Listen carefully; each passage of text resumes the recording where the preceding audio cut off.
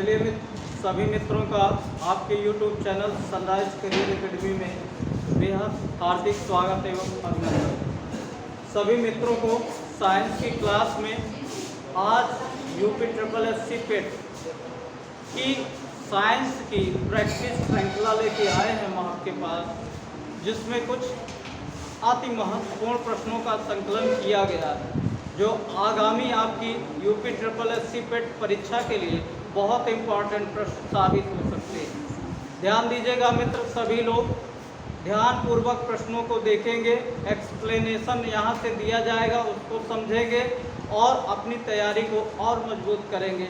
इसी उद्देश्य से हम अपनी क्लास को कंटिन्यू करेंगे, शुरुआत करेंगे। चलिए सभी को बहुत बहुत धन्यवाद, बहुत बहुत शुभकामनाएं। देखिएगा आज का हमारा जो मोटिवेशनल कोटेशन है, आप देख पा रहे हैं, सुविचार में लिखा हुआ है, हमें ऐसी शिक्षा चाहिए जिससे चरित्र का निर्माण हो, मन की शक्ति बढ़े, बुद्धि का विकास हो और मनुष्य अपने पैर पर खड़ा हो सके ना। आप देख रहे हैं स्वामी विवेकानंद जी का चित्र यहाँ से दिखाया जा रहा है। किसका कथन है ये? स्वामी विवेकानंद जी का। तो मित्र, हम सभी एकेडमी के स्टाफ ऐसी शिक्षा देने के लिए आपके पास निरंतर अच्छी गुणवत्तापूर्ण शिक्षा, आपकी तैयारी मजबूत हो, इसलिए सनराइज एकेडमी स्टाफ, समस्त स्टाफ लगातार प्रयास कर रहा है। कोशिश हमारी है कि आपको अधिक से अधिक मेहनत से सफलता दिलाई जा सके। चलिए मित्र, स्टार्ट करते हैं। पहला प्रश्न आपका देखिएगा, हम स्टार्ट करते हैं। आपका पहला क्वेश्चन कह रहा है, किस धातु को चाकू से आसानी से काटा जा सकता है ना। पहला प्रश्न आपका दिया है, किस धातु को आसानी से चाकू से काटा जा सकता है। मतलब ये है, देखिएगा पहला ऑप्शन दिया है सोडियम, दूसरा मरकरी, कापर और आयरन ना। चार ऑप्शन बनाए गए हैं। पूछा गया है कौन सी धातु को हम चाकू से भी काट सकते हैं। बेहद इंपॉर्टेंट प्रश्नों की श्रृंखला है जो कई बार परीक्षाओं में प्रश्न आए हैं। आपका जो सामान्य विज्ञान है, यहाँ से कई ऐसे प्रश्न हैं जो कई बार परीक्षाओं में पूछे जा चुके हैं। तो ध्यान दीजिएगा, ऑप्शन आपका सोडियम, मरकरी, कापर, आयरन। इसका राइट जवाब क्या हो जाएगा? सोडियम ना। एक प्रश्न और ध्यान दीजिएगा, सोडियम से क्या बन सकता है कि ऐसी कौन सी धातु है जिसे हम मिट्टी के तेल में भी रखते हैं। मिट्टी के तेल में रखा जाता है ना, रखा जाता है। कौन सी धातु है? सोडियम। ध्यान दीजिएगा, मिट्टी के तेल या केरोसिन ना, जिसका नाम देते हैं केरोसिन, उसमें कौन सी धातु को रखते हैं? सोडियम को। बहुत इंपॉर्टेंट प्रश्न है, दोनों पॉइंट कई बार आए हैं। सोडियम को क्यों मिट्टी के तेल में रखते हैं? क्योंकि यह अत्यधिक क्रियाशील पदार्थ है ना, धातु है, और यह खुली वातावरण में अगर रहेगा तो तुरंत यह आग पकड़ लेता है, जलने लगता है ना, इसीलिए इसको मिट्टी के तेल में रखते हैं। क्लियर है? और यहाँ से मरकरी के बारे में क्या प्रश्न बन सकता है? वह कौन सी धातु है जो कमरे के तापमान पर सामान्यतः द्रव अवस्था में रहती है। मरकरी से क्या है? सामान्य ताप पर द्रव अवस्था में पाई जाने वाली धातु। द्रव अवस्था में पाई जाने वाली धातु ना, कौन होगी? मरकरी। दोनों प्रश्न कई बार आए हैं। कापर क्या है बताइए? विद्युत का सुचालक ना, विद्युत का सुचालक। ठीक है, कापर के बारे में हम क्या जान सकते हैं? यह विद्युत का सुचालक पदार्थ होता है ना, सुचालक धातु होती है। आयरन क्या है? आयरन में बहुत पूछा जाता है, हीमोग्लोबिन पाया जाता है। क्या पाया जाता है? हीमोग्लोबिन ना। हीमोग्लोबिन आपका प्रश्न पूछा जाता है, हीमोग्लोबिन में कौन सी धातु पाई जाती है? क्या पाई जाती है? आयरन ना। चलिए आगे चलते हैं, अगला प्रश्न।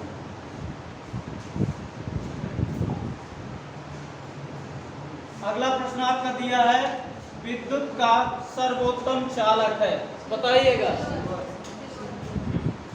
अभी देखिए हमने विद्युत का चालक की बात किया पहले प्रश्न में, अगला प्रश्न आपसे पूछ लिया गया ना, विद्युत का सर्वोत्तम चालक है। ऑप्शन दिया है सिल्वर, लेड, कॉपर और एल्यूमिनियम ना, 4 ऑप्शन बनाए गए। तो सबसे ज्यादा सर्वोत्तम पूछा गया। अभी आपने पहले प्रश्न में देखा कॉपर भी विद्युत का चालक होता है, सुचालक होता है, लेकिन सबसे ज्यादा की बात करेगा तो आपका ऑप्शन क्या सही हो जाएगा, सिल्वर हो जाएगा। क्लियर है, आ गया समझ में? चलिए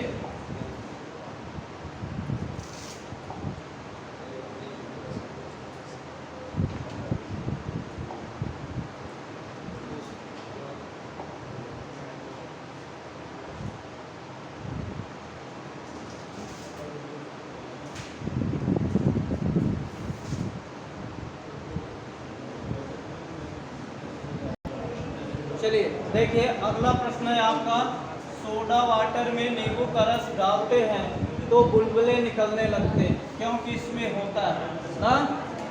क्या पूछा गया है, सोडा वाटर में नींबू का रस डालते हैं तो बुलबुले दिखाई देते हैं आपसे ना। पूछ रहा है क्योंकि इसमें होता है, सोडा वाटर,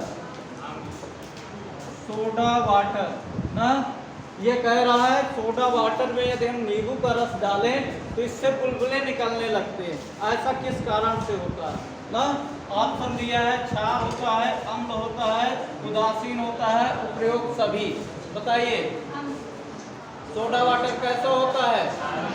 हाँ ध्यान दीजिएगा, आपका आंसर क्षार होता है। सोडा वाटर क्या है, सोडियम, आप जानते हैं सोडियम कैसी धातु है, हाँ क्षारीय धातु है ना। सोडियम जब वाटर से क्रिया करती है तो क्या बनता है, सोडा वाटर बनता है। क्लियर, चलिए आगे चलते हैं। कह रहा है कटे हुए सेब का रंग कुछ देर बाद भूरा हो जाता क्योंकि यह वायु से क्रिया करके बना लेता है। बताइएगा, कटे हुए सेब का रंग कुछ देर बाद भूरा पड़ जाता है।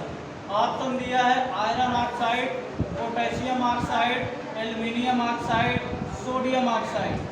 बताइए, आप सभी देखते हैं जब आप सेब को काट के छोड़ देते हैं कुछ समय पश्चात तो उसमें भूरे कलर की परत चढ़ जाती है, ऐसा क्यों होता है, यही प्रश्न आपका कह रहा है ना।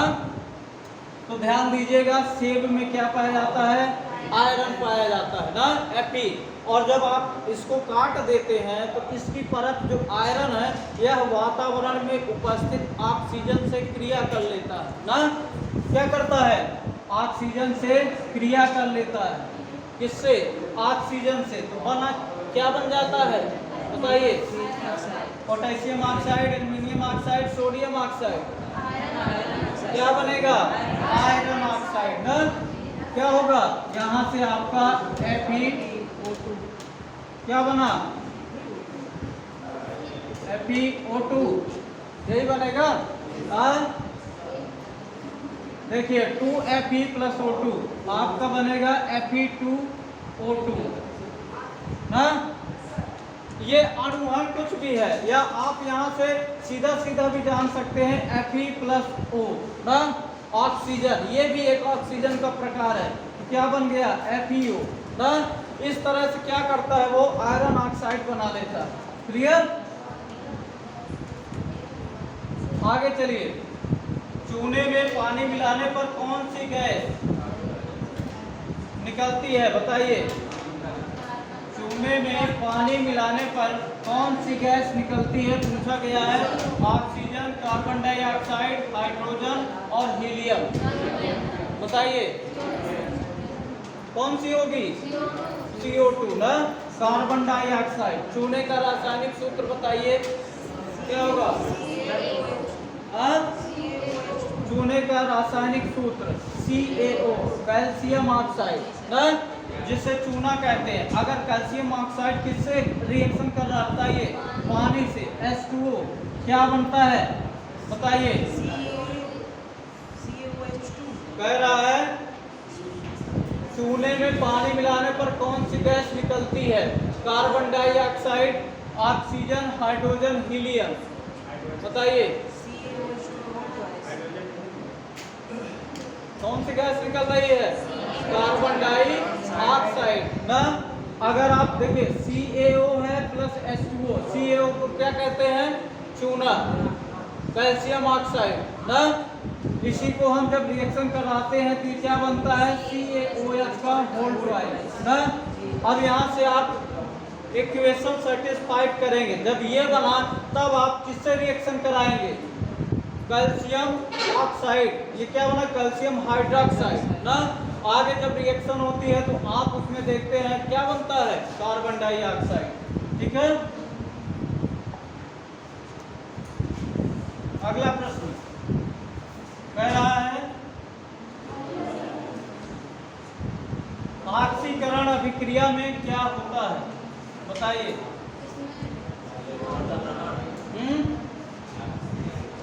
ऑक्सीकरण अभिक्रिया में क्या होता है? ऑक्सीजन का जुड़ना, हाइड्रोजन का जुड़ना, ऑक्सीजन का अलग होना, इलेक्ट्रॉन ग्रहण करना, ऑक्सीडेशन प्रोसेस ना। ऑक्सीकरण में क्या होता है? ऑक्सीजन का जुड़ना। ठीक है। ऐसी प्रक्रिया जिसमें ऑक्सीजन का योग होता है उसको हम ऑक्सीकरण कहते हैं। क्लियर है।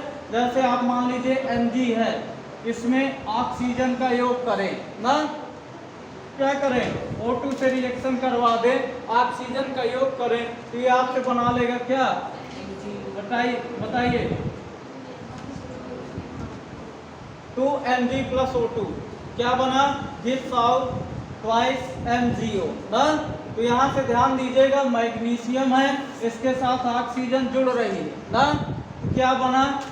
बताइए। मैग्नीशियम ऑक्साइड बन गया। यहाँ से क्या प्रदर्शित हो रहा है कि मैग्नीशियम ऑक्साइड में ऑक्सीकरण हो गया। क्या हो गया? मैग्नीशियम ऑक्साइड में ऑक्सीकरण हो गया। मतलब ऑक्सीजन का जुड़ना ही क्या कहलाता है? ऑक्सीकरण। ऑक्सीजन का निकलना क्या कहलाता है? अपचयन ना। इसी को हम ऑक्सीडेशन बोलते हैं। क्या बोलते हैं?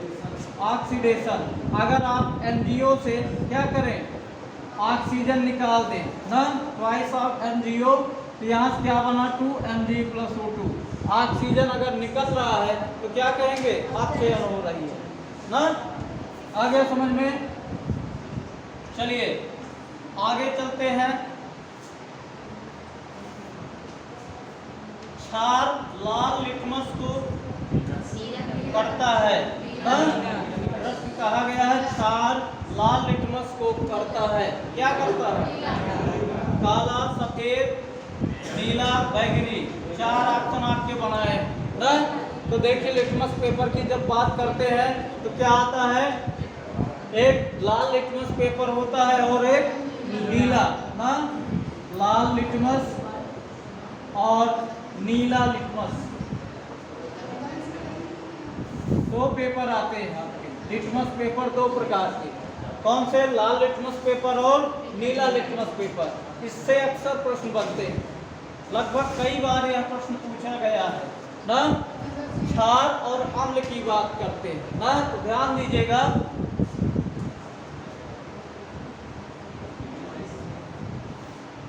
ठीक, 2 पॉइंट याद रखिएगा। लाल लिटमस और नीला लिटमस पेपर से प्रश्न बनते हैं तो क्षालानी ना और अनीला। क्षा का मतलब क्षार, ला का मतलब लाल और नी का मतलब नीला। तो क्षार लाल लिटमस पेपर को नीला कर देता है, अम्ल नीले लिटमस पेपर को लाल कर देता है। पूछा क्या गया है? क्षार। तो क्षार वाला पूछा है लाल लिटमस पेपर को क्या करेगा? नीला कर देगा। आपका ऑप्शन सी हो जाएगा। क्लियर है? आ रहा समझ में ना। चलिए आगे चलते हैं। निम्नलिखित में से विलुप्त जंतु प्रजाति है। अगला प्रश्न क्या कहा गया है? निम्नलिखित में से विलुप्त जंतु प्रजाति है। डोडो पक्षी दिया है, कौवा दिया है, हाथी, टाइगर। कौन सा है? डोडो पक्षी। विलुप्त जंतु प्रजाति क्या होते हैं? ऐसे जंतु जो हमारे वातावरण से अनुकूलन ना कर पाने के कारण दिखाई नहीं दे रहे ना, उनको उपयुक्त दशाएं नहीं मिली वातावरण में, वो विलुप्त हो गए, इसी को हम विलुप्त जंतु कहते हैं ना। या इसी में आपसे पूछा जाता है संकटापन्न जंतु ना, संकटापन्न जंतु या प्रजाति, ये भी नाम दिया जाता है ना। ऐसे जंतुओं को एक बुक प्रकाशित होती है, उसमें शामिल किया जाता है, जिसे हम बोलते हैं रेड डाटा बुक। क्या बोलते हैं? Red data book. कई बार प्रश्न आया है, यह कहाँ से प्रकाशित होती है?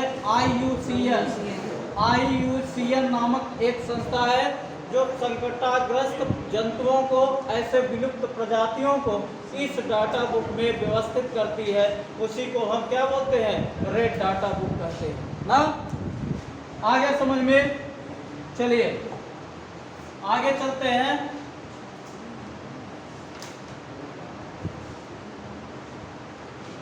अगला प्रश्न है, कायिक जनन पाया जाता है, बताइए। ऑप्शन दिया है आलू में, गेहूं में, नीम में, मटर में ना। हमने आपको क्लास के दौरान बताया था जनन में कायिक जनन होता है ना, अलैंगिक लैंगिक जनन दो प्रकार के होते हैं। तो आपसे पूछा गया है कायिक जनन किसमें होता है, बताइए। आलू में। राइट आंसर आपका क्या हो जाएगा? आलू में। कई बार यह प्रश्न आ चुका है, ठीक है ना। आगे चलते हैं। अगला प्रश्न है आपसे, नर और मादा युग्मक के संयोजन को कहते हैं। हाँ, नर एवं मादा युग्मक के संयोजन को कहते हैं परागण, निषेचन, मुकुलन और बीजाणु। देखिए हमने आपको प्रजनन तंत्र में बताया था ना, जब नर एवं मादा युग्मक मिलते हैं, क्या? अंडाणु प्लस शुक्राणु, क्या? अंडाणु प्लस शुक्राणु, ये जब आपस में मिलते हैं तो इनको क्या नाम दिया गया था? हमने आपसे बताया था क्लास में, बताइए। निषेचन ना, निषेचन की प्रक्रिया नाम देते हैं। कहाँ पे होती है निषेचन की प्रक्रिया? फैलोपियन ट्यूब में। कहाँ? फैलोपियन ट्यूब में या अंडवाहिनी जिसे हम बोलते हैं ना। क्या बताए थे? आपका अंडाणु प्लस शुक्राणु जब नर एवं मादा युग्मक मिलते हैं तो उसको हम क्या बोलते हैं? निषेचन बोलते हैं। या कहाँ प्रक्रिया चालू होती है? फैलोपियन ट्यूब में। क्लियर है? चलिए अगला प्रश्न की ओर चलते हैं। एक लिंगी पुष्प है ना, पूछा गया है एक लिंगी पुष्प है, बताइए। मक्का, सरसों, गुलाब, पिटूनिया, 4 ऑप्शन दिए गए हैं। एक लिंगी पुष्प पूछा जा रहा है, बताइए। हाँ, पिटूनिया। कुछ लोग पिटूनिया बता रहे हैं, गुलाब भी बता रहे हैं, सरसों भी बता रहे हैं और आपको मक्का भी ऑप्शन बता रहे हैं। चलिए मित्र ध्यान दीजिएगा, एक लिंगी पुष्प का क्या मतलब होता है? जिसमें केवल एक युग्मक पाया जाता है ना, एक ही पाया जाएगा, लेकिन उसमें दोनों के गुण पाए जाएंगे, नर एवं मादा दोनों के लक्षण पाए जाएंगे। उसी को हम क्या बोलते हैं? एक लिंगी पुष्प ना, अथवा कह सकते हैं जिसमें केवल एक युग्मक पाया जाता है। ऑप्शन क्या है? मक्का, सरसों, गुलाब, पिटूनिया। तो आपका ऑप्शन क्या हो जाएगा? मक्का पाया जाएगा। क्लियर है? चलिए आगे चलते हैं। द्विलिंगी पुष्प निम्नलिखित में से कौन सा है? चलिए अभी आपने देखा एक लिंगी, अब द्विलिंगी आ गया। पपीता, मक्का, ककड़ी, सरसों ना, बताइए। आपका आंसर सरसों हो जाएगा। द्विलिंगी का मतलब 2 फलक पाए जाते हैं ना, 2 फलक पाए जाते हैं, इसलिए इसको हम द्विलिंगी कहते हैं। क्लियर है? आगे दिया है रक्त प्लाज्मा में जल की लगभग मात्रा होती है, बताइए। बहुत इंपॉर्टेंट प्रश्न है, ये कई बार प्रश्न आ चुका है, ध्यान दीजिएगा। रक्त प्लाज्मा में जल की मात्रा होती है 70%, 90%, 10%, 45% ना। किसमें? रक्त प्लाज्मा में। हमने आपको बताया था ब्लड ना, क्या बताया था, परिसंचरण तंत्र जब पढ़ रहे थे तो ब्लड के बारे में हमने बताया था। ब्लड क्या होता है, एक तरल संयोजी ऊतक होता है। क्या होता है, एक तरल संयोजी ऊतक। ये कई बार प्रश्न पूछा गया है। निम्नलिखित में से तरल संयोजी ऊतक है कौन सा है, रक्त। अब इसमें दो भाग होते थे, बताया था। रक्त दो पदार्थों से या दो भागों से मिलकर बना है। पहला है आपका प्लाज्मा, दूसरा कणिकाएं ना, रक्त कणिकाएं। जो ब्लड है दो भागों से मिलकर बना है, प्लाज्मा और कणिकाएं। प्लाज्मा हमने बताया था क्या होता है, यह पीले रंग का क्षारीय द्रव होता है। प्लाज्मा के बारे में और क्या जानिए, पीले रंग का क्षारीय द्रव होता है, क्षारीय द्रव होता है, ठीक। जिसमें क्या पाए जाते हैं, दो पदार्थ पाए जाते हैं। प्लाज्मा में 90% जल पाया जाता है और 10% क्या पाई जाती है, प्रोटीन पाई जाती है ना। आपसे बताया था प्लाज्मा में 90% जल और 10% प्रोटीन पाई जाती है ना।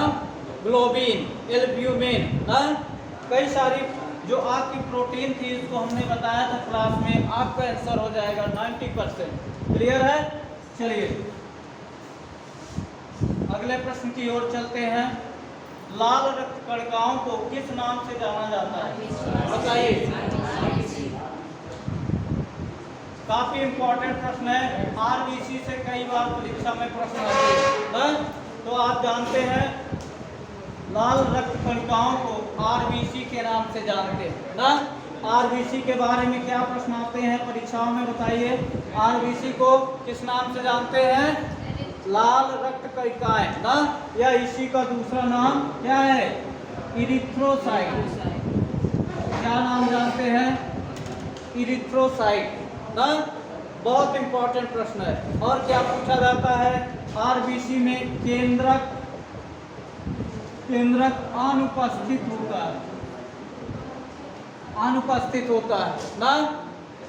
आरबीसी में क्या होता है, केंद्रक अनुपस्थित होता है। परंतु हमने दो अपवाद बताया था, ऊंट और लामा ना।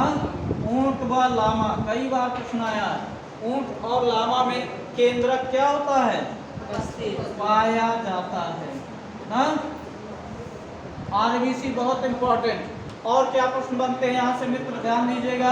आरबीसी का जीवन काल 120 से 125 दिन का होता है ना।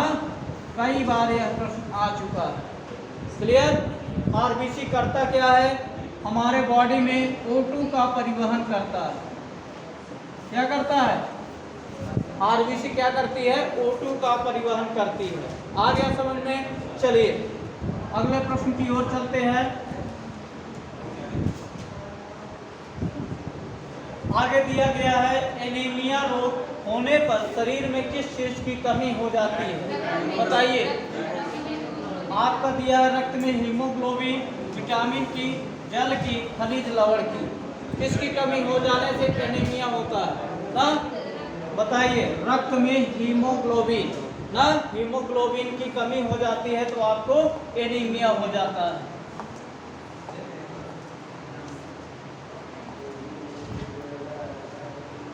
समझ में आ रहा ना।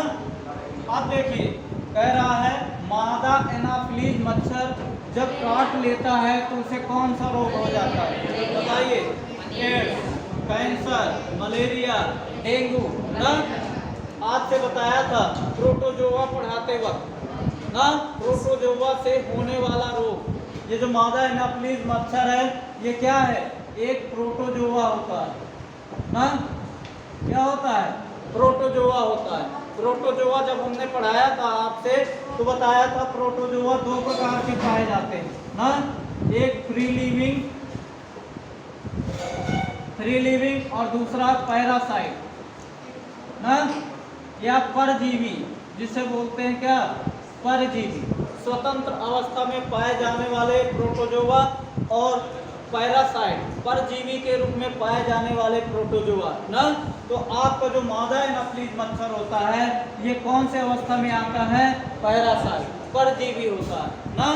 अगर ये किसी को काट देता है तो क्या होता है, मलेरिया हो जाता है। क्लियर है, आ रहा समझ में।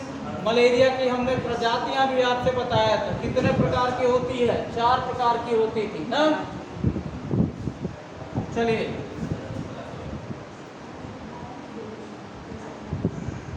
आगे है आपका चर्म रोग के उपचार में प्रयोग किया जाने वाला रेडियो आइसोटोप है। आंसर देने का प्रयास करिए।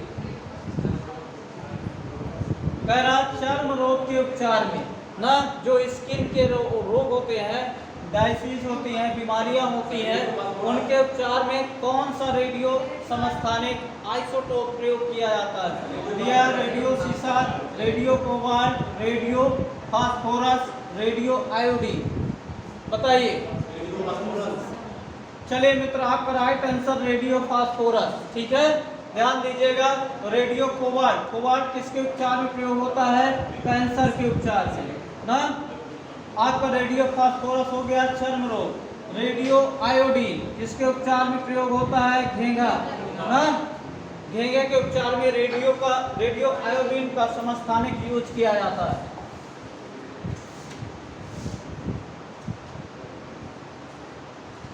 अगला प्रश्न है, बहुत अधिक ऊंचाई पर मनुष्य की लाल रुधिर कणिकाओं, अब ऑप्शन दिया है, का आकार बढ़ जाता है, की संख्या बढ़ जाती है, का आकार छोटा हो जाता है, की संख्या घट जाती है। बताइए। बहुत अधिक ऊंचाई पर जाने पर आरबीसी की संख्याओं में या आरबीसी कणिकाओं में क्या परिवर्तन होता है? ध्यान दीजिएगा, जो आपका राइट आंसर है वो हो जाएगा की संख्या बढ़ जाती है। अत्यधिक ऊंचाई पर जब हम जाते हैं तो आरबीसी की संख्या बढ़ जाती है। क्लियर है, आगे चलते हैं। आधुनिक चर्म शोधन उद्योगों में कौन सी भारी धातु पाई जाती है जो विषैली होती है? कह रहा चर्म शोधन ना, जहां भी चर्म शोधन उद्योग स्थापित है उसमें से कौन सी विषैली धातु पाई जाती है? निकिल, जस्ता, क्रोमियम, सीसा। बताइए। काफी इंपॉर्टेंट प्रश्न है, ध्यान दीजिएगा। यह प्रश्न काफी इंपॉर्टेंट है और जो आपका राइट जवाब है वो है क्रोमियम।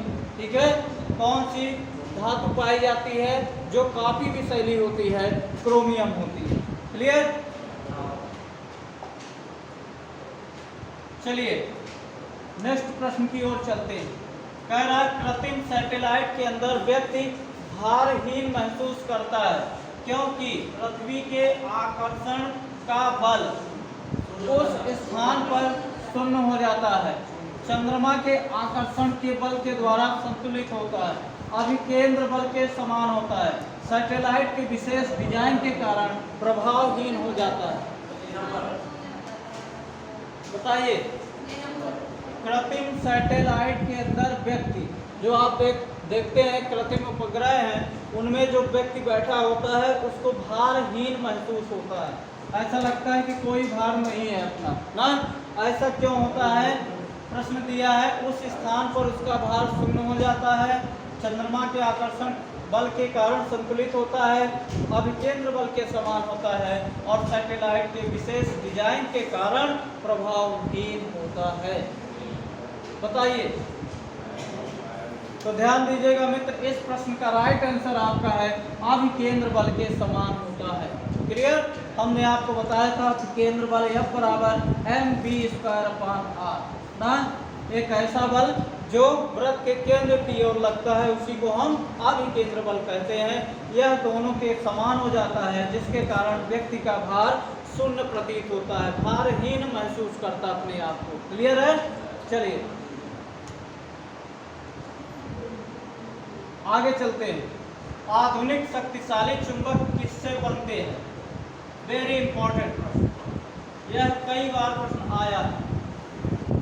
शक्तिशाली चुंबक से कई बार प्रश्न बना हुआ है, परीक्षाओं में कई बार प्रश्न शक्तिशाली चुंबक से पूछे गए हैं और पूछा है लौह यौगिकों से, लौह चुंबकीय पदार्थों से, एल्युमिनियम, कोबाल्ट एवं निकिल की मिश्र धातुओं से, लोहा, कोबाल्ट एवं निकिल की मिश्र धातुओं से। पूछा गया है आधुनिक शक्तिशाली चुंबक किससे बनते हैं ना। तो ध्यान दीजिएगा, इस प्रश्न का राइट जवाब आपका सी हो जाएगा, एल्युमिनियम, कोबाल्ट और निकेल की मिश्र धातुओं से। ठीक है, आगे चलते हैं।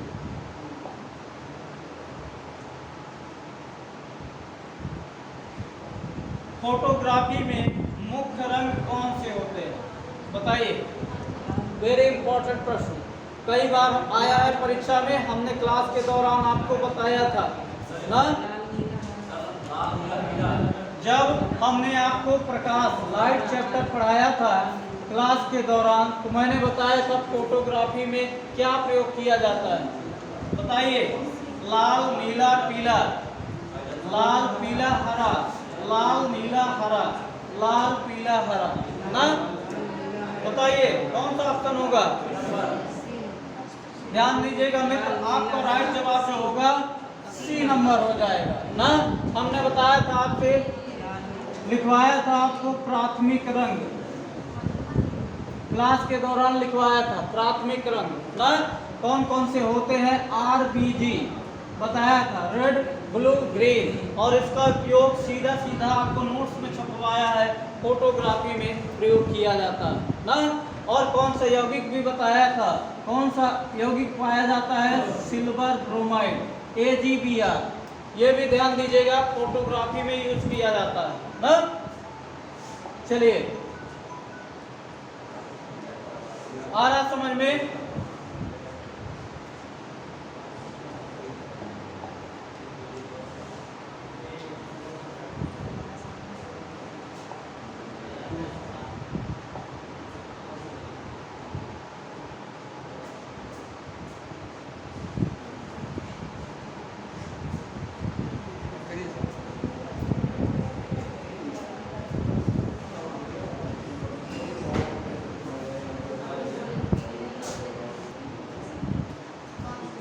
अगला प्रश्न है, रेफ्रिजरेशन वह प्रक्रिया है जिससे न पूछा गया है, रेफ्रिजरेशन वह प्रक्रिया है जिससे कीटाणु मर जाते हैं, कीटाणुओं की वृद्धि दर कम घट जाती है, कीटाणुओं की कार्य क्षमता रुक जाती है, कीटाणुओं का प्लाज्मा बन जाता है। बताइए, रेफ्रिजरेशन जो प्रक्रिया है वह कौन सा ऑप्शन सही होगा।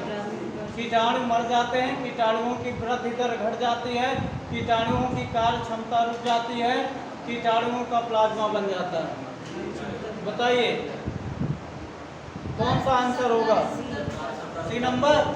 हाँ, चलिए ध्यान दीजिएगा, इसका राइट जवाब बी नंबर। जो रेफ्रिजरेशन प्रक्रिया होती है उसमें कीटाणुओं की जो वृद्धि होती है वह दर घट जाती है, वृद्धि नहीं कर पाते। क्लियर है। चलिए अगले प्रश्न की ओर चलते हैं। वाहन चालन हेतु पश्च दर्पण होता है, बताइए। वेरी इंपॉर्टेंट प्रश्न ना। प्रकाश वाले में दर्पण जब चैप्टर पढ़ा रहे थे तो आपसे सीधे लिखवाया था साइड मिरर, बैक मिरर। पश्च दर्पण के रूप में कौन सा दर्पण प्रयोग किया जाता है, साधारण, अवतल, उत्तल, प्रतिलोमित। बताइए कौन सा दर्पण होगा। पश्च दर्पण की बात कर रहा है, पीछे का दृश्य देखने के लिए ना। तो ध्यान दीजिएगा मित्र, आपका राइट आंसर उत्तल दर्पण होगा। क्लियर है। आगे समझ में ना। अवतल दर्पण का प्रयोग कहाँ किया जाता है, हमने बताया था आपसे, डॉक्टर लोग इसका प्रयोग करते हैं ना। आंख, कान, नाक, गला विशेषज्ञ जो होते हैं वह अवतल दर्पण का प्रयोग करते हैं। क्लियर है। चलिए आगे है, हाइड्रोलिक प्रेस में किसका उपयोग होता है। हाइड्रोलिक प्रेस में किसका उपयोग किया जाता है, पास्कल का नियम, बर्नौली का नियम, आर्किमिडीज का सिद्धांत, बायल का नियम।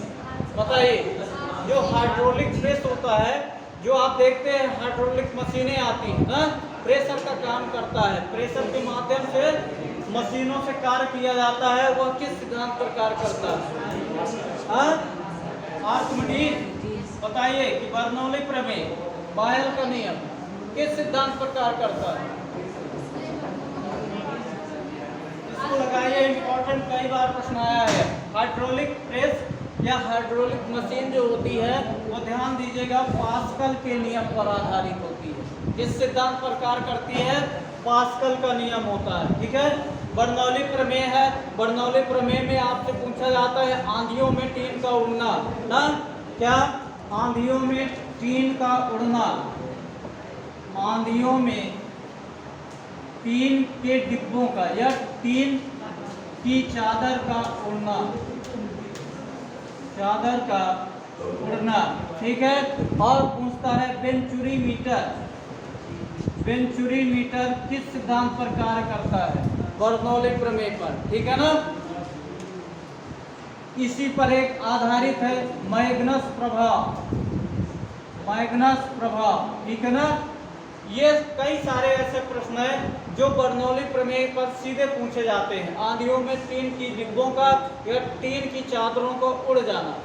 आंधी आती है, आप देखते हैं जब तेज आंधी आती है तो घरों में जहाँ पर टीन लगाए जाते हैं चादर, वो कभी कभी उड़ जाते हैं ना। यह किस सिद्धांत पर है? बर्नौली प्रमेय पर। आर्किमिडीज का सिद्धांत, आर्किमिडीज का सिद्धांत क्या कहता है बताइए? आर्किमिडीज आता है, आर्किमिडीज ने बताया था कि जब कोई द्रव की सतह पर कोई वस्तु ना, क्या? किसी द्रव की सतह पर कोई वस्तु आंशिक या पूर्ण रूप से डुबोई जाती है ना, तो उस पर एक बल कार्य करता है, जिसे क्या नाम दिया था बताइए? मान लीजिए कोई वस्तु A है, इसको अगर हम इस द्रव की सतह पर क्या कर रहे हैं? डुबो रहे हैं, या तो यह आंशिक रूप से डूबी होगी या तो पूर्णतः डूबी होगी ना।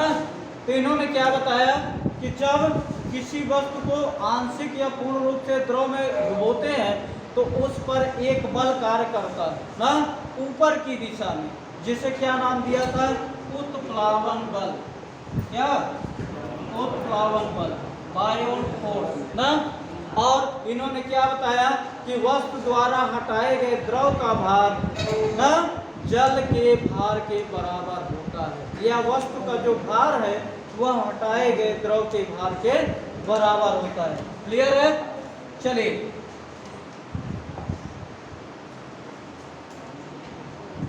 चलिए देखिए मित्र, आज केवल इतना ही। 25 क्वेश्चन इंपॉर्टेंट प्रश्नों की श्रृंखला थी। आगे आने वाले दिनों में और प्रश्नों की श्रृंखला आएगी जो संभावित है पेट के एग्जाम के लिए। चलिए आज के लिए इतना ही, बहुत बहुत धन्यवाद।